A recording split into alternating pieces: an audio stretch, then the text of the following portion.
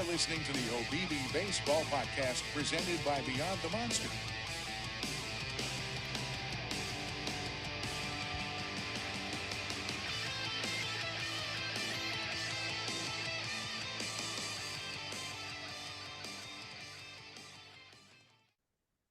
All right, we're back with a new episode of the Obstructed View Baseball Podcast. I am joined by my co-host, Jamie. Jamie, how's it going? Doing good. I'd be talking some baseball after, all-star game action last night, home run derby the day before. Yeah, we're just a couple days away before the second half. We call it the second half, but I mean, they've already hit the halfway point, but we're getting close to baseball resuming back. Before we do that, we're going to chat with a pitcher within the Red Sox system. We're going to talk to Noah Dean, who's having a pretty solid year this season in the Red Sox system. And before we kind of talk about that year, we're just going to kind of introduce you. Noah, how's it going? Doing good. How are you guys? Good. How's we know we talked about it off camera, but how's the break just been for you in general? Just able to recharge your batteries before getting back to baseball? Yeah, definitely. Been able to hang out with my friends, family. Like I mentioned, we've been playing a lot of golf, so having fun. Well, that's good. I mean, the fun is going to start back up for you guys pretty soon. You're going to get baseball back at the end of the week. Just kind of talk to us a little about your first half of the season. You've had a lot of really, flashes with some dominance on the mound, big strikeout performances this season. Just kind of talk about, your first half and how you've kind of gotten to this point this year. Yeah. Going into this year, I realized that I was putting a lot of pressure on myself last year, and I just didn't want that to carry over to this year. For me, it was more of the walking the guys last year, and I was pressuring myself constantly about that last year. And this year, it's more on the lines of just going out there, having fun, kind of trying to put my team in the best position possible. How much did it help this year too, going to it's your second minor league system? You're obviously a lot more familiar with the Red Sox organization than a year ago. So just how did that familiar help, especially with preparing in the offseason?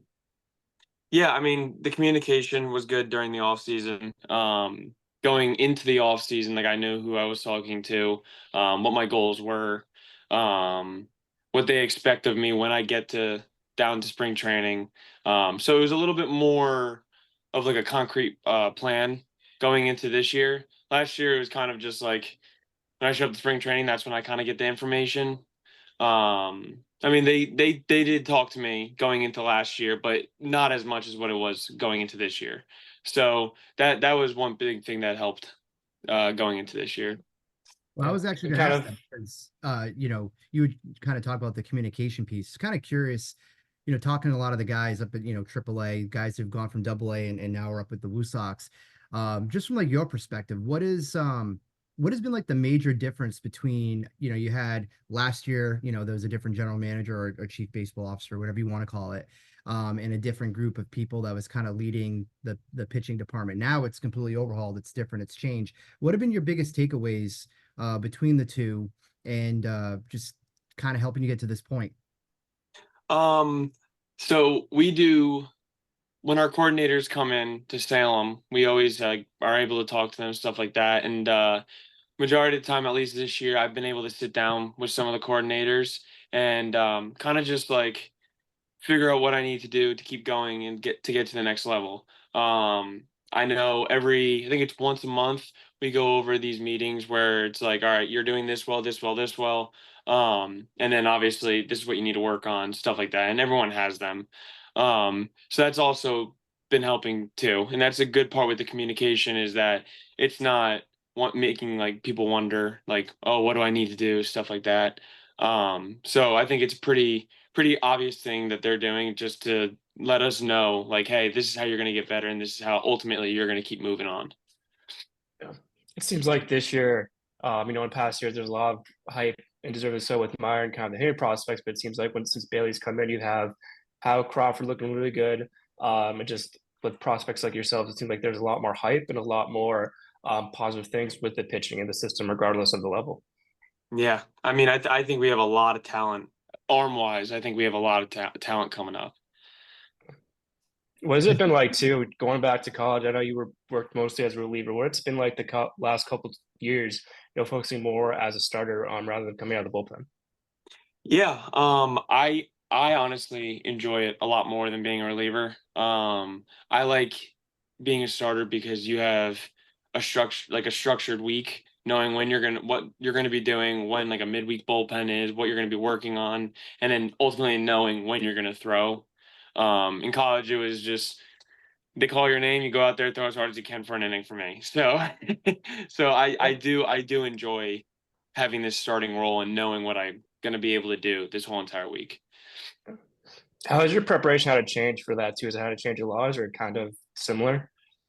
I definitely have built a routine. I know like after like an outing in a game, I know the next day that I'm just throwing a football. Like I'm not overworking my arm or anything of that sort. And then when that midweek bullpen comes in, like even if I'm feeling like if my arm's not feeling the best or I'm sore or whatever from lift, like it is a good flush, moving your body at like a good tempo. And like putting I don't want to say putting your body through that stress, but also getting a good workload to be able just to flush the body. And then by that time, the next 2 days, you're pretty much set for the game. I was gonna say you watching like highlights. I don't get to like watch a lot of like minor league because I'm not gonna pay the price that MILB wants you to pay for that. But I don't know if anyone's ever told you, but you kind of like remind me of Chris Murphy, just like your delivery. You guys have like similar like mannerisms, mechanics on the mound. Has anybody ever like pointed that out or said that to you before? I was talking to our assistant pitching coach, and he did mention something of that sort.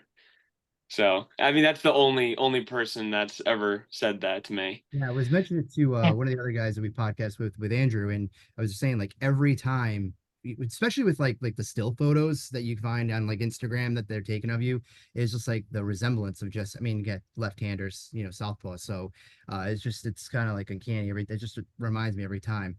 Um, I wanted to jump in really quick. You had a pretty cool feat that you accomplished before the break, and you threw an immaculate inning. What was well? First, have you ever thrown one before in outside of like professional ball, anytime in college, anything like that? Nope. Did you know that that you did that, or is like when that happens, like do you know that it's happening, or are you just kind of in the zone and get through the order? I well, it's kind of bittersweet because I was a little upset with myself giving up a 4 spot right off the rip and right in the beginning of the game. So when it happened, our pitching coach Juan comes in. He's like, "Well, Noah, congrats." And I was like, what? What's up? And he's like, "You just threw an immaculate inning." And I was like cool, because I thought he was just joking around with me, like trying to like boost my spirits. And then he kind of like did like one of these faces, he's like, "Oh," and it just and then I was like, "Oh wait, you're actually being serious." And he was like, "No, I'm being dead serious. Why would I come over here and just tell you that?" So I didn't even notice it. I knew the inning was fast, um, but I had no idea until Juan came over and told me. Yeah, so I mean, even with that too, like a lot of the starts, your strikeout totals, you have big numbers. You had a 10 spot in one game. Um, is just kind of is it just kind of feeling comfortable with like your stuff and your mechanics, and it's all just kind of getting together. The just over the last like handful of starts. Yeah, I think this year particularly, I've also learned how to kind of sequence hitters and read the hitters as well. And then also adding in that slider that I have. Like I didn't have it last year, and I think it plays pretty well off my fastball. Um, so those like two things are probably the biggest. And then obviously knowing how long a season is, like being able to prep my body, make sure I'm taking care of it, stuff of that sort. I think all of that plays a factor in being fully healthy when I go out there. And then obviously just having fun. Like I'm my walkout song comes on and I'm singing it while I'm warming it up. Like it's just I'm just having fun out there. What do you use What's your walk-up song? to walk out? The Sweet Escape by Gwen Stefani. That's a very good choice, honestly. Yeah, I was just telling Hunter Knoll, I had last year it was When It Rains It Pours by 50 Cent, and now this year it's The Sweet Escape by Gwen Stefani. So every single time I go out there at home, every other game, it's like when it rains it pours, The Sweet Escape. When it rains it pours, The Sweet Escape. So it's like it's fun because you're like, I don't know which one I'm getting, but they're both good songs. I'm just having fun out there. That's cool. I forget, was there a law about that going to? I forget. We talked to, I don't know if it was Sandler, but we talked to a reliever last year, and he gave us like a 5 minute synopsis of why he was trying to walk up songs. So there was like, is there a particular reason why that's the one this year? um, I think I was driving down to spring training and it came on, and I was like, "This is it." I was just like, "I like it, cool." No, that was adding the slider. Was that something you did on kind of your own accord, or was that something that a pitching coach told you to add in? It was kind of, I would say, both of us. At the end of the season last year, I knew I wanted to start like throwing a cutter or like a more of a bullet slider because last year I had a sweeper. But before the sweeper, they wanted me to kind of learn how to throw like a cutter bullet slider. So I was like, all right, I'm just gonna throw the sweeper for the rest of the season, and then during the off season, I'm really gonna work on it. And I ended up getting like a hybrid between a cutter and a slider. And when I got down to spring training, that's when I think it was either Kip or Juan that said, "Hey, hold it this way." And it just became the pitch that I throw to this day. So yeah, I would definitely say it was both of us. I tried to throw one in Little League and it just went horribly wrong. And after like after maybe a week of doing it, I was like, yeah, we're just gonna stick with the basic fastball and go from there. So, what do you besides you just talking about, the break with with no baseball right now, you playing some golf, video games. When you're not playing, what are some things that you try to do to kind of like unwind? Is there like movies, obviously with Stefani, but other kind of music and stuff like that you like that kind of helps you just kind of unwind and break away from baseball for a little bit? Yeah. Well, fun fact, my fiance is from Sweden. So I try to talk to her as much as possible because it's a 6 hour time difference. But she's the one that really like helps me kind of just settle down when things get hectic, or if baseball is getting a little much or anything of that sort. Like she's the one that I talk to, and it's like she takes me away from this world, and me and her could just talk and have fun. So Have you how often have you gotten a chance to like go out and to Sweden and visit like her family and just experience that country? yeah, I went twice. I went once before my draft, and then I went in December. I think that's one place on my bucket list I've always been trying to go to. Oh yeah, it is amazing. It's awesome. Also, kind of talking about travel. Do you have a favorite minor league stadium or minor league city that you've been to over the last 2 years? I liked Fredericksburg's field. That field is very nice, brand new. Like it was really cool. Um I'm trying to think. Oh, Augusta. That place is unbelievable as well, and Columbia as well. Those are probably the three that I've like enjoyed being at. We've had a lot of guys who are kind of more up in the system who've been at Portland. It feels like every guy prospect we've been to, it's Portland is like Chris can test this like top four, which I bet you'll like it when you get up there. Yeah, Yeah. Portland, Greenville. Yeah. It's kind of a mix. I mean, right now Portland's fine because it's nice up there, but like the first month of the season, it's just cold, and it's same thing with Worcester. It's cold, it's dreary, it's rainy. It's got its own, like I say it all the time, but it's got its own weather pattern. The tarps in the field all the time. It's always something up that way. What are some of your favorite things right now about being in Salem, and just whether it's teammates or the area, just what is just some things you like about with your current situation? Yeah, I mean, obviously we play golf a lot, me and all the guys. But I honestly think like this group of guys is just like our team chemistry is unmatched. Like we have fun all the time. There's not a time where like everyone's like, oh, whoa, like someone's pissed off or anything of that. It's like everyone is just laughing, having fun, joking on each other, all this stuff. And even with staff too, it's not even just the players. Like Juan comes out and he can joke with us, and then we could joke back with Juan, and then our strength coach comes out and we could joke with him. So it's just a very fun environment. That's probably like number one, like best thing for this year. I would say. Yeah, I mean, it's like a common theme when you talk to players throughout the Red Sox org. It's whether it's a AAA guys in AA too, it's everybody just seems to echo the same thing, and it kind of is a testament to like the culture the Red Sox are building from top to bottom, and that it's not saying you want people to say something negative about where they're at, but it's always just positive, and it's kind of cool to see how close knit the players are in each one of the clubhouses. And I think it also too, like when they getting to the next level, it's like a seamless transition. It's not, because you guys have played together and you spend time with each other off the field. Um, Kind of with that, I want to ask you about a couple of your teammates and just some people that you've played with this year. Another name that's gotten a lot of focus and eyes is JoJo. He's been pitching really well.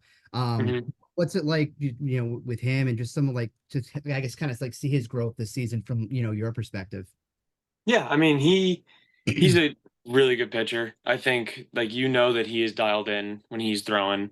Also good guy to talk to and have fun with. He's also a golfer too, so he's one of the guys that we go golfing with. But it's cool to see how him being able to transition out of the bullpen to being a starter pretty well. Like there wasn't even like a hiccup. It was just all right, cool, role changed. I'm starting a game. I'm going. So I give him a lot of props for that. You have guys behind you too, have some really good young talented fielders like Bizan. I mean, obviously Cespedes, but with the injury, whatever. But what's it kind of like just to have a lot of those like really good players and really highly talked about infielders that are just kind of behind you? Like, how does it make it easier for you as a pitcher on the mound? It makes the game very easy because you know that even if you mess up on a pitch and the ball gets hit, 9 times out of 10 they're getting it. So it's kind of like a cushioning to be like, all right, well, if I only mess up once, hopefully like that mess up, it will be backed up behind us. So it is very comforting knowing that they're behind us. Who's the best golfer on the team? I know I'm going to get shade for this. Um, Or if you could narrow it down to like the top 5 if you were to go out with like your ideal group. all right, I'll do 3. Not in a specific order. Brenner, Sandstone, and Duffy. I knew you were going to say Trenner. Just something, just based off different conversations we had with him in the past. I had a feeling you were going to say him. Yeah, and Wehunt was a really good golfer too.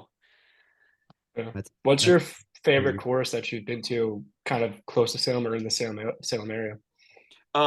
We only go to Roanoke Country Club. That's the only we have 2 golf courses that we go to. We go to RCC, which is Roanoke Country Club, and Hanging Rock, and they're both great courses. But we just go to RCC because it's right around from our apartments, and it's just an easy get on. No one's really out there. Just go, and it's a beautiful course. Did you check out the All-Star game last night? Yeah. What was your thoughts on Skeens?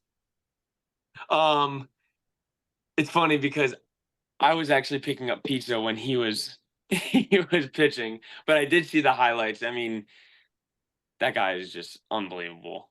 He's throwing 100 miles an hour consistently. His stuff is disgusting, and he's just a rookie in an All-Star game. That is unbelievable. And then, of course, Jaron Duran had a big moment in the game, the two-run shot. He's the MVP. Just like your thoughts. It's a guy that's in the system. It's in the bigs. Just your feelings on that. And then I guess too, like, have you ever met Jaron? Like, what's that? Like, have you talked with him? Like, what's that relationship like? Yeah, I mean, me and him talk. Actually, when he hit the home run, I think I DM'd him on Instagram, and I was like, all right, dude, like that ball has feelings. Like that's okay. And then when I saw that he got the MVP, like I just texted him. I was like, dude, like let's go, all this stuff. And he texted me back, and he just said congrats. Like he's an awesome guy. Like I met him down in spring training, and like he was just kind of just picking my brain a little bit. And like that's what he does. He's very, very good on giving like help and like helpful tips on stuff like that. He's definitely for the players, which is nice. Chris can attest to it. I feel like one thing I saw a lot on social media last night was people kind of highlighting his journey and just where he was a couple years ago compared to the player he is, the player he is now. Yeah, definitely. Yeah, I was like last week before the break, I was talking to Bobby Dahlbeck because I wanted to kind of get like the players who've been with him and with the Sox and just like their reactions and things like that. And every player that I talked to, like the number one takeaway was just like his leadership. And it's something where I'm hoping with when the Netflix special comes out next year, and I'm obviously not sure how much that, Jaron is actually like being part of it and like what is, because certain players, I get it, you don't want to have that camera around you all the time. But I'm really hoping it kind of highlights and shows that to fans because I think people get like a good glimpse of him because you see them through like the highlights and some of the articles on them. But I'm hoping that like, that Netflix special will really kind of showcase to the type of player that he is and just that leadership theme, because I don't think it's talked about nearly enough with him, especially his growth through the system. Yeah, and I truthfully think that he's made a big impact on a lot of the players within the organization. I realized that last night because when he got the MVP, like I went on Instagram and there's like players that like I didn't think that they were like they at least talked or anything like that, and they're just like, oh my God, like congrats, all this stuff. So obviously, if they're posting something, like he's made an impact. He's gone out of his way to talk to them and introduce himself, and he is a very genuine guy that obviously is making a good role model out of himself. Is there anyone in the Red Sox system, like speaking leadership, that's kind of taken you under your wing or kind of giving you advice the last few years that really stands out?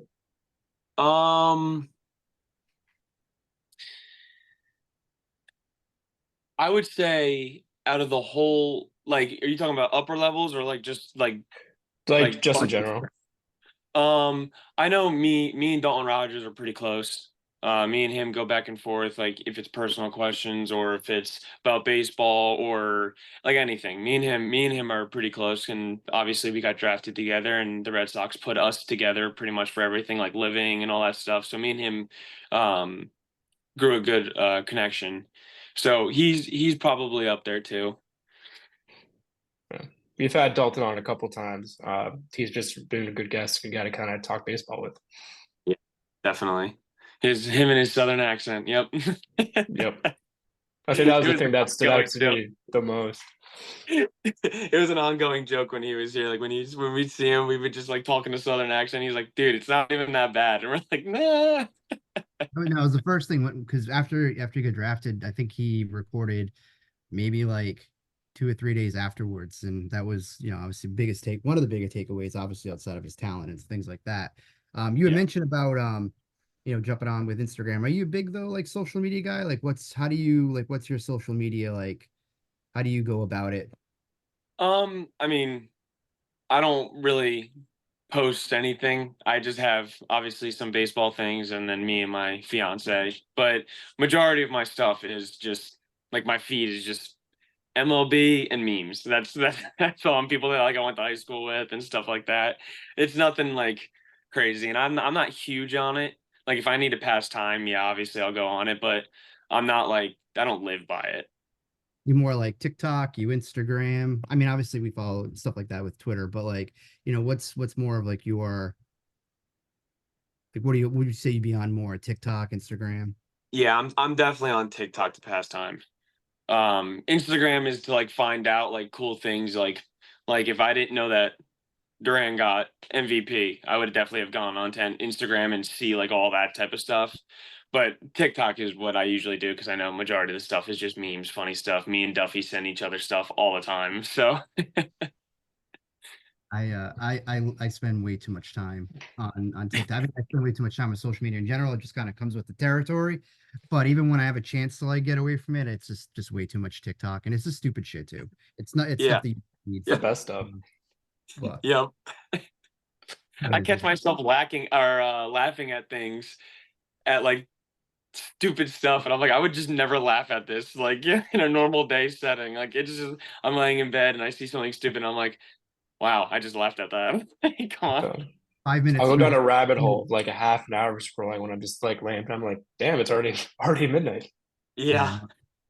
Time flies way too much when you're on there, but I guess it depends what you're looking at. It's be some funny stuff. I try to just keep it to like really funny. You know what I mean? Every once in a while, I get down these like weird rabbit holes, like Karen episodes and things like that, and watch people have these meltdowns.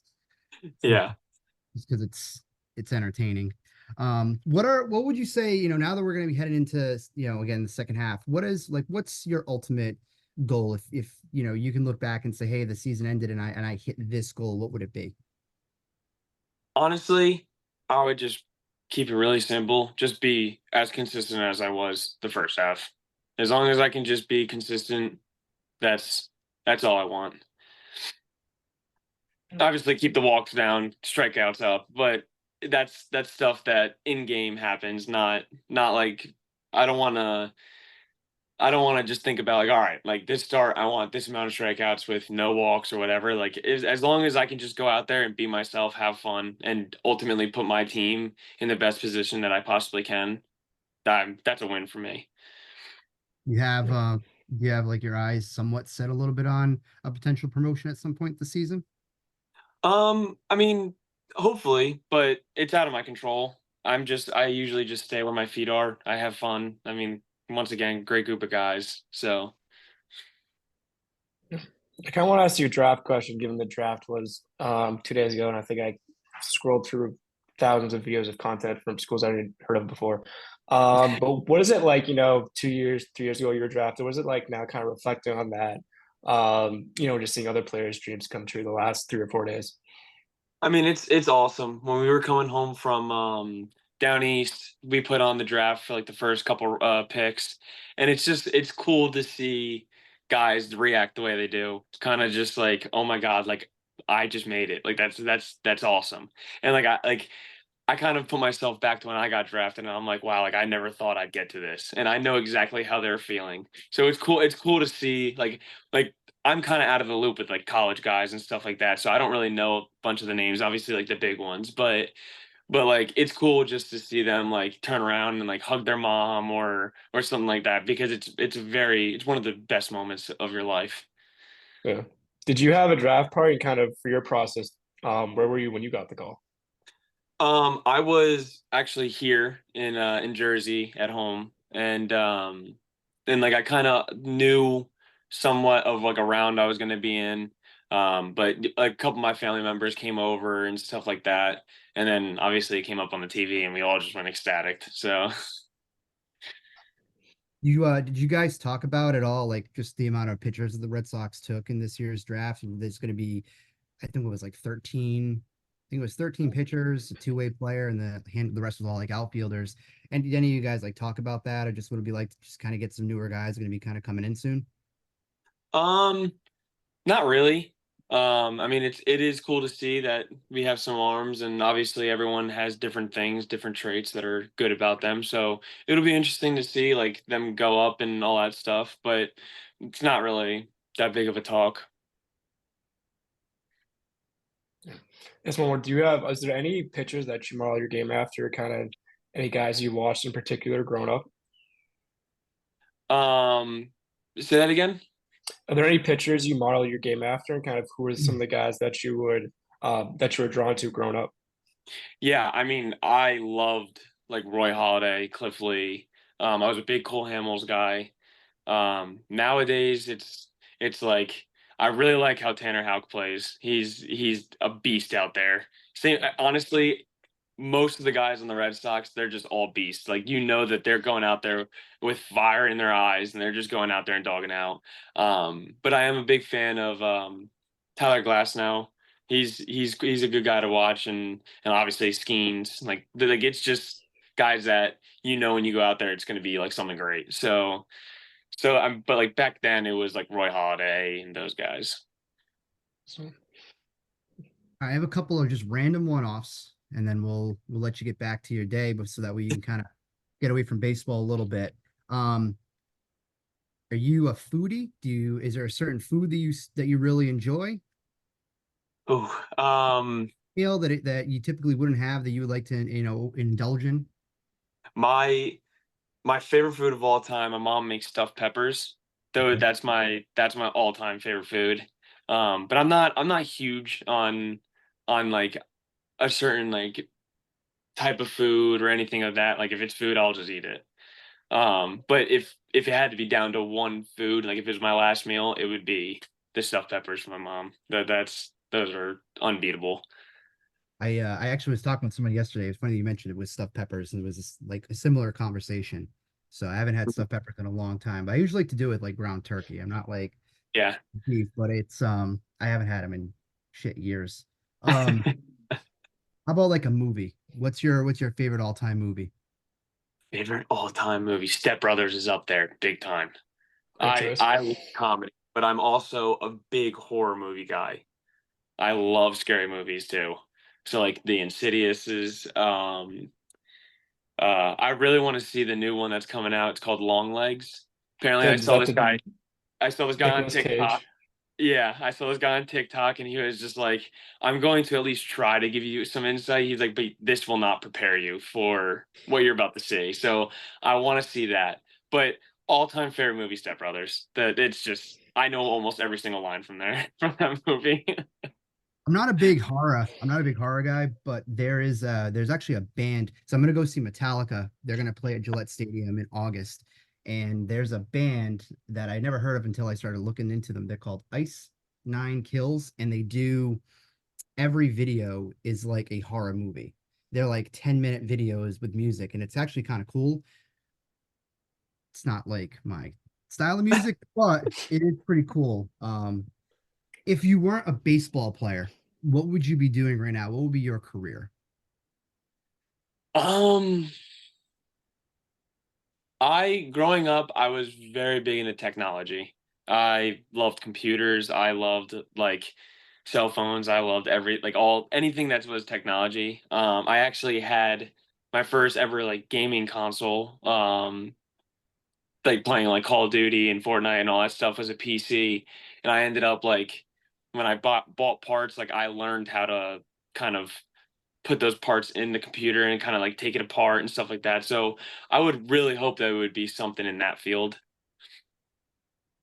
All right, last one. What is your typical like night before pregame? So like we talked to David Sandlin after was traded, and he mentioned that he would watch Star Wars, Revenge of the Sith specifically before every start. You have something that's that extreme where you do this like it's that like a 3-hour movie, or what do you do to kind of get yourself ready for your starts? Um, the only thing that I really pay attention to and am kind of strict with is just sleep. Like I want to make sure that I get enough sleep because now the days are getting really hot and I'm a big sweater. So I know that if I don't get my sleep, I will be drained. But that's the only thing I usually go along with.